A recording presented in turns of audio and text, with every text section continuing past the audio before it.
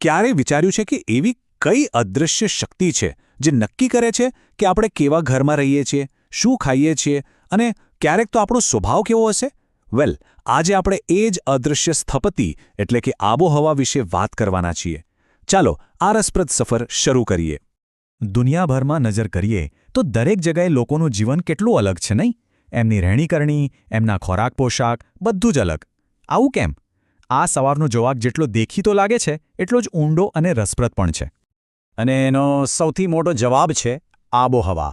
જી હા, આપણા ઇતિહાસ અને સંસ્કૃતિ કરતાં પણ વધુ આપણી આસપાસનું વાતાવરણ જ આપણા જીવનની એક આખી બ્લુપ્રિન્ટ તૈયાર કરે છે. એમ કહી શકાય કે એક એવો સ્થપતિ છે જે દેખાતો નથી પણ આપણી દુનિયાને આકાર આપે છે. તો ચાલો આજના આ વિશ્લેષણમાં આપણે આબોહવા અને માનવ જીવન વચ્ચેના આ ગાઢ સંબંધને થોડો ઊંડાણપૂર્વક સમજીએ અને જોઈએ કે કેવી રીતે હવામાનની લાંબા ગાળાની પેટર્ન આપણા અસ્તિત્વના મૂળિયા સુધી અસર કરે છે. તો આબોહવાની અસર, આનો ખરેખર અર્થ શું છે?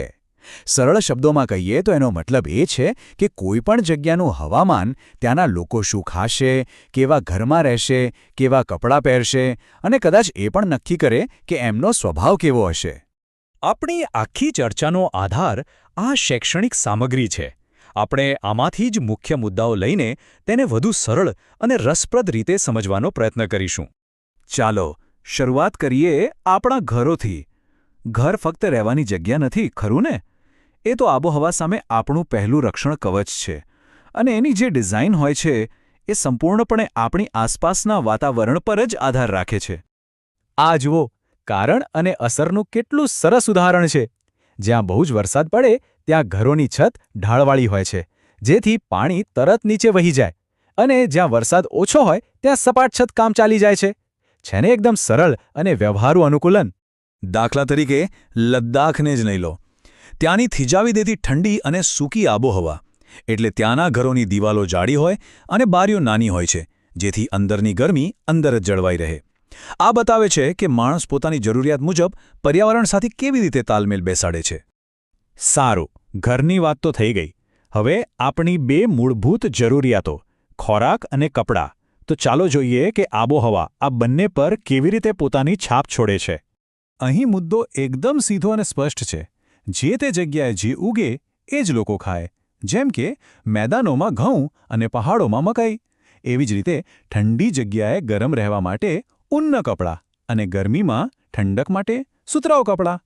અને હા, રાજસ્થાનની પાઘડી એ ખાલી પરંપરા નથી, પણ સખત તડકા અને રેતીથી બચવાનો એક સ્માર્ટ ઉપાય પણ છે. અત્યાર સુધી આપણે ભૌતિક વસ્તુઓની જ વાત કરી, પણ શું એવું બની શકે કે આબોહવા આપણા સ્વભાવ પર પણ અસર કરતી હોય? શું એ નક્કી કરી શકે કે આપણે મહેનતુ છીએ કે આળસુ?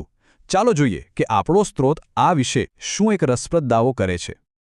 આ અવતરણ એવું કહે છે કે ગરમ અને ભેજવાળા વાતાવરણમાં લોકો થોડા આળસુ થઈ જાય છે, જ્યારે સમશીતોષ્ણ એટલે કે વધુ સુખદ આબોહવામાં લોકોની કામ કરવાની ક્ષમતા વધી જાય છે. હવે આ એક વિવાદાસ્પદ વિચાર હોઈ શકે છે, પણ છે ચોક્કસપણે રસપ્રદ. એટલે કહેવાનો મતલબ એ છે કે સ્ત્રોત મુજબ આબોહવા અને કાર્યક્ષમતા વચ્ચે કદાચ સીધો સંબંધ છે. સુખદ વાતાવરણમાં કામ વધુ સારું થાય, જ્યારે કઠોર વાતાવરણ આપણી શક્તિ ઘટાડી શકે છે. તો આ બધી ચર્ચા પરથી આપણે શું તારણ કાઢી શકીએ? આપણે જોયું કે આબોહવા એટલે ખાલી તાપમાન કે વરસાદ નહીં.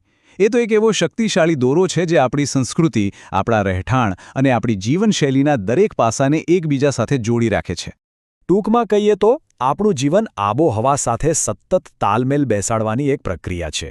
આપણે જે ઘરો બનાવીએ છીએ, જે ખોરાક ખાઈએ છીએ અને જે રીતે વર્તન કરીએ છીએ, એ બધું આપણી આસપાસના પર્યાવરણને આપેલો એક જવાબ છે.